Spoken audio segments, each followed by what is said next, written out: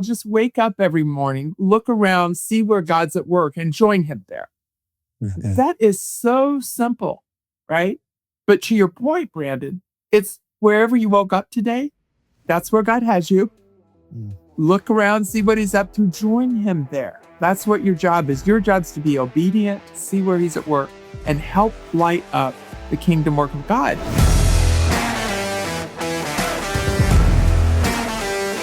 Welcome to the Work Matters podcast, where we have conversations about the purpose and practice of work. Each week, you'll want to join us to hear from different leaders in different industries and roles wrestle over how their faith intersects their work. So let's dive in. Well, today, Darrel and I have the privilege of spending time with a really dear friend. She's a champion of faith and work. We have Cheryl Bachelder with us today. And Cheryl, we're just so thankful that you're on the Work Matters podcast. Thanks for being with us. My pleasure. I look forward to the conversation. Yes. Cheryl's a passionate restaurant industry executive and former CEO of Popeyes, Louisiana Kitchen, which I love Popeyes chicken, by the way. She has years of experience in brand building, operations, and public company management at companies like Yum Brands, Domino's Pizza, RJR Nabisco, the Gillette Company, and the Procter & Gamble Company. Cheryl's the author of a great book called Dare to Serve, How to Drive Superior Results by Serving Others, which is a great book on servant leadership. She's currently the lead director at Chick-fil-A and the compensation chair and board member at U.S. Foods Housing and a former board member of Work Matters. Cheryl has been married to Chris for over 40 years. Congratulations. They have 3 grown daughters, 2 son-in-laws, and 5 handsome grandsons, and recently a new granddaughter. That's right. That's awesome. Did I leave anything out, Cheryl? Absolutely not. Okay. That's all about it. Well, good. Well, we're just excited to have a great conversation with you today. Thanks for being on. And Darrel, what do you think? Yeah, you've been at this a while as far as being a voice about faith and work, and I'd like you to take us back to the beginning. When did it all connect? What was going on in your life? Where were you? Who influenced that? Just tell us the story of when this all began. Yes, as I look back on it, I wish it'd begun sooner. So I'm really excited about the work that you guys do, because the sooner we can wrap our minds around this concept of integrating our faith and work, the better. For me, it really came to be right around the age of 40. I was reading, there was a seminal book written about that time in my life called Your Work Matters to God. And fancy that, you're called Work Matters. That was literally the title woke me up to the possibility that work really mattered to God. And so I said, oh my gosh, maybe the Bible says something about this. And in fact, it does. It's amazing, like 360 stories about the marketplace. There's actually a theology of work to latch onto. No one had ever told me these things. And I was, up to that point, I would say my passion was to be a good leader. It was about leadership. What's good leadership? How do you be a person of integrity and values? All that. But I hadn't considered that it mattered in the kingdom of God. And so what a wake-up call. I was so excited about it. I taught it in small groups at my church. I became like a fanatic about, do you know this? Do you know that work matters to God? And from that point on, I'd have to say I've been pretty lit up about it. Thank you. That's awesome. So when God kind of woke you up with this book, which, by the way, that book is awesome. That was the same book that I read 30 years ago. And I was starting off my career. I was just following Christ 6 months in, and that book transformed my life as well. I couldn't believe it as well. But when God was changing you and working in you, and after reading that book, what were some of the first things that you did with that? Well, I think the first question that comes to mind for all of us when we start hunting through this theology of work is like, what does it mean practically? What am I going to do differently? Because now I know work matters to God. And so I think the first thing I started thinking about is like, who has God put in my care? I think leadership is a trust, right? People are, whether you have 3 people working for you or 3,000, it's a trust we've been given, right? To care for these people, to bring them to their best performance, to bring out their best. And so that's where I started, was thinking about my industry and my kind of work and like, how does that fit? Well, I was in franchising. And so franchising is you help entrepreneurs get off the ground and be successful. You provide a business model and a lot of resources to them, but they invest the capital and they do all the sweaty hard work, so they're putting it all on the line. And to me, that was my first aha about my business model was, oh, those are my people. Those are the people that I'm supposed to care about, serve, make successful, really, because the business is about creating economic value to families and communities. And so I got really focused then on, I stayed in franchising the rest of my career because that was so motivating to me to think about how to serve those people well. And by the way, that wasn't common nomenclature in the industry. In fact, what was common in the industry was fighting between franchisees and franchisors, lawsuits and contention, and couldn't get along. And one of my friends said to me, I've never met a restaurant company where sales were positive and the franchisees and franchisor were at war. And I went, well, duh.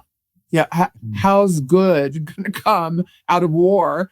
That was my first seminal thought about how to put it to work. Wow. Well, you mentioned service, and that was your passion and area of study, and the book that you wrote. What are some ways that you served that we just often don't chalk up to serving? Like, what's some great question? I know you've talked to the Work Matters Institute about this a lot when we talk about the value of service. What are some servant things that we just kind of overlook that are very powerful and important? Yeah. Oh, well, this is my favorite question. Hang on. So How did you get the favorite question? I didn't get Lucky. I love that. I think first, to answer that question, I've got to give you the context, because I think we talked about kind of how my brain shifted around faith and work as I started to discover this. Discovering your calling is part of this conversation. And God made it really clear to me. He pointed me towards this concept of service. He pointed me towards Philippians 2:3, count others as more significant than yourselves. I mentioned, for me, that became these franchise owners. But that was like a thesis he gave me. And then he said, build a case for servant leadership. And it couldn't have been any clearer. I read everything that Greenleaf wrote. He was the only writer at that time. I read all the CEOs that had talked about servant leadership. There were only a few at my stage of career, Bill Pollard at ServiceMaster, and Max Dupree at Herman Miller Furniture. I just soaked up everything I could learn about what does it mean to be a servant leader. So I went into this conversation and go, okay, what does it look like to serve? What's the how-to manual to serve? And here's just a few highlights that jump out to me as I look back on those discoveries. The first discovery about serving others is you have to listen to others. It's so stupid simple, but it's transformative. And I would say cultural leadership development teaches you how to talk to others, how to present your case, your strategic plan, your mission, your direction. It's a long lecture. It's a PowerPoint that goes on ad nauseum. And so the first aha is maybe don't do that. The first thing we did at Popeyes was to demonstrate listening skills by going on a 7-city road tour. We had meetings with owners. We had meetings with restaurant managers. We had meetings with customers. And we said, you tell us about Popeyes. You tell us what's on your heart, your mind, your concerns. And oh my goodness, as leaders, we worry so much about, can we think up the business strategy? It's already in the room if you ask. It's already in the room if you ask. So listening is number one. Caring is number two. That may sound obvious, but you have to hear and then you have to care enough about what they said to do something about it. The problems Popeyes was having, and they were on a 7-year business decline. It was a mess. The problems they were having had been there for all 7 years. And everybody knew what they were. So that was not the mystery. the mystery was, do we care and are we going to do something about those problems? Because guess what? Whatever the problems are in your marketplace work, they're hard to fix. You know, they got that joke about they wouldn't have to hire us if it was easy. So you have to do the few hard things. You have to care enough to do the few hard things that will game change the results for those people and for that enterprise. And I don't know why that's so hard, but that's why I wrote so much about the word courage. Because one, humility to care and courage to act on what you hear, actually do the hard thing. That's what I became passionate about. Wow. I love that because it's so true for people that we're leading at your level, but also any of us can do that. We can all listen. We can all care. We can all act with courage. I think it's so transferable to the whole realm of employment. And so I'm gonna ask another one that I think go is going to for it. like to. I love it. So what wasn't in the book on service? Well, yeah, I called these my wisdom years because I'm old now. But, wisdom just keeps coming. I believe, God's transformation of our understanding of this world just continues and continues and continues. It never stops in this life. And so I would tell you, here's what I would articulate today, particularly for this audience.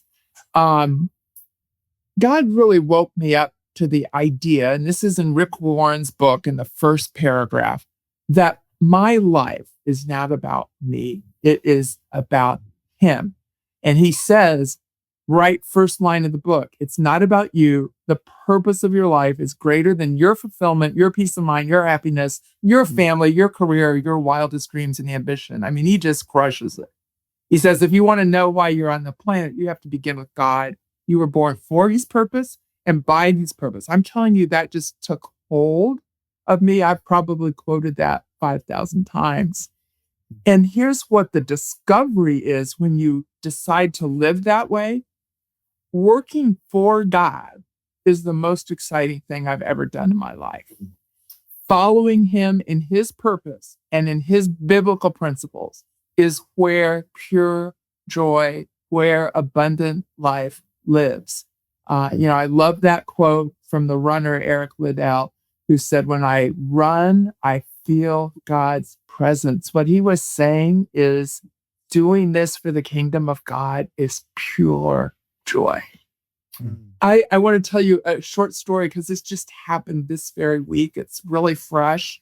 I now mentor leaders and some of them in ministry work. So I've been doing that at this particular ministry for 2 years. We've been working on, the business of ministry because that's my skill set. We had board work to do. We had to write a strategic plan. We did a rebranding project to freshen the way we tell the story of the ministry. Well, yesterday we launched all of that to the 500 team members. And I'm telling you, I felt the joy of the Lord in that room. It was one of the greatest rewards I've experienced in recent years, right? Not because of my work. I'm not talking about my work, but watching what happens when we are obedient to the call. Bring your gifts, bring whatever you got, use them, do excellent work, and watch what God will do. Watch me. And I'm telling you, I'm covered with goosebumps right now. That is goosebump material. The joy of the Lord was in the room. The people in the room heard God speak through, and I'm not overstating it. God was present. He was rallying them for the kingdom of God work that they do. They are mission zeal people, right? That's the beauty of ministry, right? Pure mission zeal. But now they understood the how, the what, the why of God's work. And they were charged up when they left that room. And I was going, oh my goodness, when I run, I feel God's presence. This is good. I just wanted to share you with that. I can't underestimate for you that experience. I want you to have that experience. in your workplace. Yes, in your home and in your community too. It's not limited. Flourishing is part of God's plan, and that includes work. Mm. I heard a lot of different things that you just said that are so applicable to where we all find ourselves, right? I love how when God awakened you to all of this, and then you started living this out right where you were. You didn't go find a different opportunity. The people that you knew that you could serve, they were right in front of you. You just needed to start doing it. You needed to have the courage to do it, to see what was broken and have the humility to move into it. You know, a lot of people talk to that a little bit, Cheryl. A lot of people feel like, oh man, God's awakened me to faith work. I need to go find something to do. And they forget God has them where they are right now. I mean, you were on this board, a part of this right where you are. I mean, you didn't go look for something else. You just utilized the courage, the humility, the servant leadership attitude, all of that right where I talk to people that are thinking maybe I need to go find something else to do rather than just invest where I am. Yeah, I was really, I had that, I did face that conundrum. And again, right around mid-career, where I said, okay, does ministry mean you stop, secular work and you go work at church or you go work in Africa? Because like everybody, I kind of thought that was higher ground. I do this secular stuff. It's probably not all that big deal. But it is a big deal. Only 5% of the church, I think this is accurate still today. Only 5% of the church goes to the mission field, literally, like goes to Guatemala or Africa or Shanghai. 95% of us go to work. And God's message, the biblical message is, I'm present in all things. I'm right where you are today. You don't have to take a bus trip to get to me. I'm right here. You're sitting in the presence of God. Henry Blackaby really caught me on this one. His mantra for life is, Cheryl, just wake up every morning, look around, see where God's at work, and join him there. Mm-hmm. That is so simple, right? But to your point, Brandon, it's wherever you woke up today, that's where God has you. Mm. Look around, see what he's up to, join him there. That's what your job is. Your job is to be obedient, see where he's at work, and help light up the kingdom work of God. And so I became, honestly, I stopped defending what I do and saying, oh, this matters too, folks. This work is ministry. I'm telling you, it's not something different than building water wells in Africa, which is a lovely thing to do. This too is God's work. God is in the marketplace. And I think it really changed the way I showed up at work, right? If you think you're doing something in God's plan and on his purpose, you show up differently. You just do. That's how I think about it. Yeah. Well, I love that. You mentioned mentoring young leaders in this stage of life and career. What are you noticing that might be an encouragement for them to hear you say and really informative and necessary for people like Brandon and I to hear? What are you noticing in younger leaders and what they're facing and how they're navigating this world? Well, I would start with what I'm actually doing right now, which I have a handful of people that are leading either corporations or ministries. They tend to be in their mid-40s. And really just stepping into that big C-suite job. And that's a place I can add a lot of value. How do you do that? But I also spend a lot of time in rooms talking to the next generation, which in workplace language is millennials, the 30-year-olds, 30 to 40-year-olds. And I have 13 or 14 nieces and nephews in that category too. So I get a lot of feedback from that group, even my own children. But I would tell you, here's what I notice. The Gen X group, the leaders that I'm coaching, they're really independent, resourceful. They're kind of the first technically savvy generation of leaders. They're wicked smart, very committed to their work. And they're just at the cusp of really understanding that they've been given a platform for influence and they can really make a difference. I find them capable, aspirational, and very stressed out.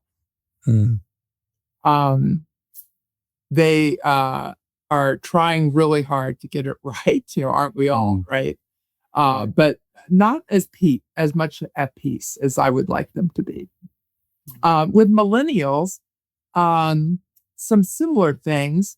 I love they're more missional, the Gen X or my generation. They want to do something that matters. In fact, they're not going to do work that doesn't matter. That's why they're not so thrilled with corporate work, and they're more entrepreneur focused.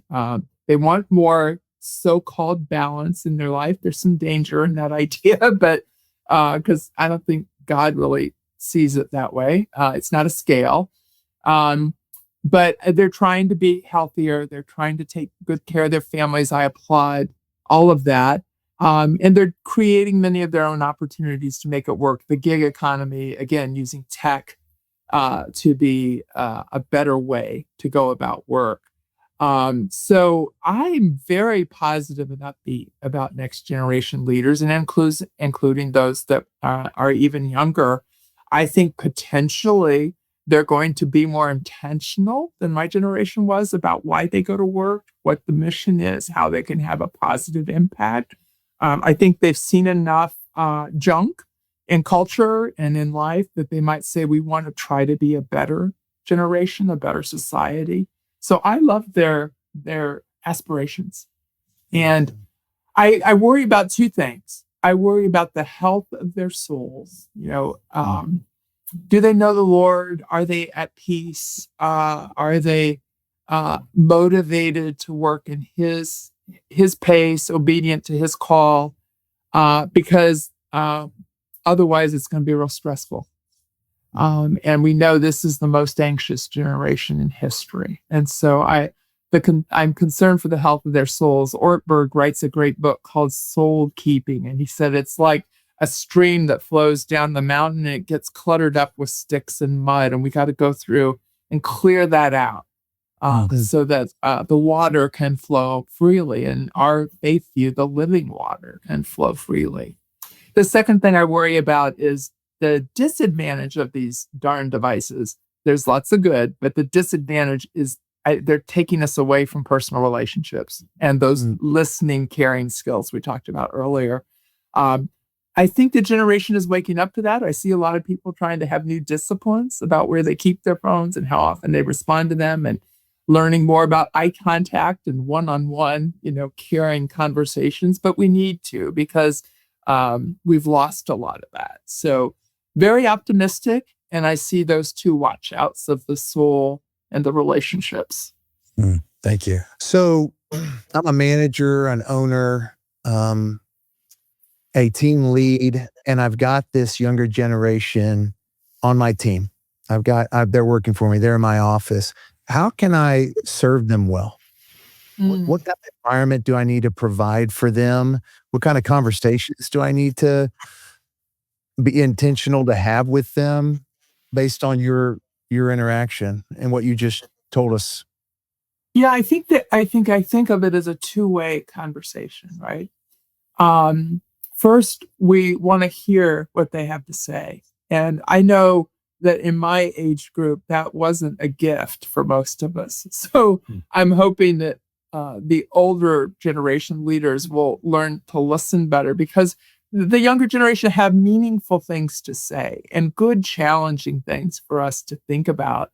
I'll never forget, I taught a book club at my company when I worked there, and we read a book every couple months. And this young group of leaders, the youngest group in the company, when I came to their book club, they said, we really didn't come here to hear you talk about this book. We came to tell you what we think about this book. Wow. And I went, okay. Wow.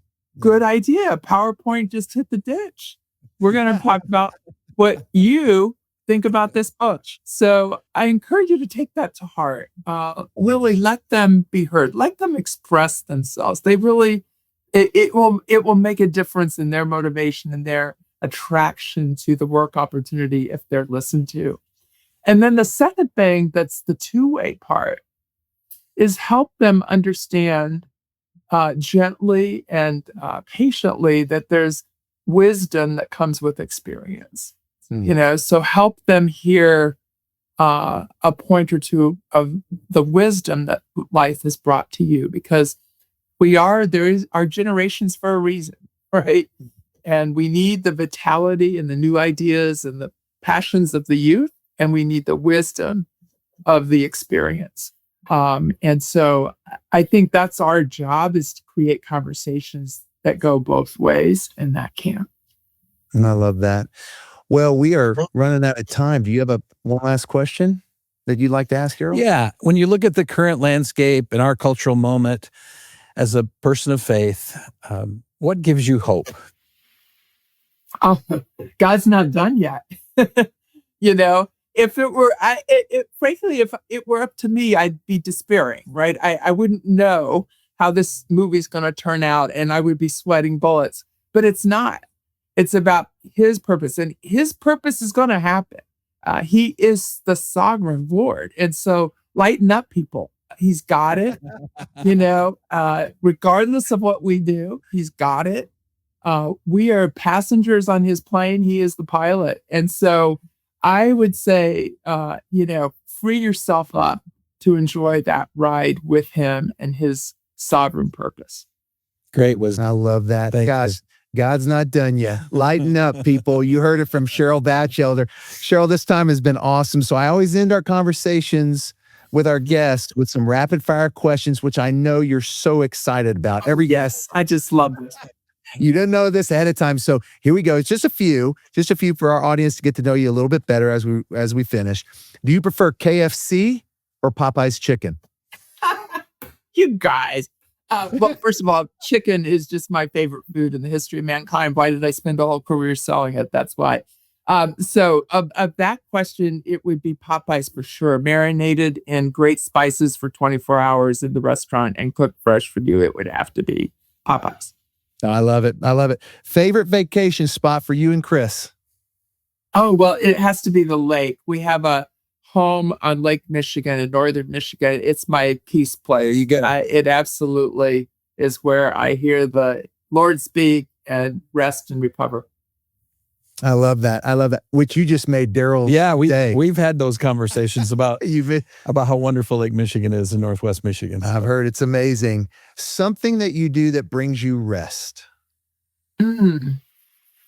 Well, first admission, I'm really not good at rest. That's not my strong suit. And so it has to be intentional for me. And one of my best rest practices is a day of solitude with the Lord once a quarter. And I put it on my calendar. Heck, we put our haircuts on the calendar. Why not a day with the Lord? So, and I use some kind of guide because I have attention span issues. So I use some kind of guided retreat to get me in the scripture, in quiet time with the Lord, and with my journal, listening and praying. And by the way, I did that all 10 years of my leadership at Popeyes because it was so important to me staying in the right mindset for leadership. I love that. Well, let's end on that. That's such a good note for our listeners that you do need to find rest as you're a servant leader right where you are. Cheryl, this was awesome. Thank you so much for being on the Work Matters podcast today. And folks, if you want to hear more from Cheryl, you need to visit her website at CherylBachelder.com and check out her book, Dare to Serve. Cheryl, thank you so much. Darrel, thanks. Yeah. This was great. Thank you, Cheryl. Had a great time. Thank you for joining us for the Work Matters podcast. To continue this conversation about faith and work, please share it with a friend. Make sure you subscribe to get notifications when we launch new episodes. For more information about the work we're doing at Work Matters and how we can best serve you, visit us at workmatters.org.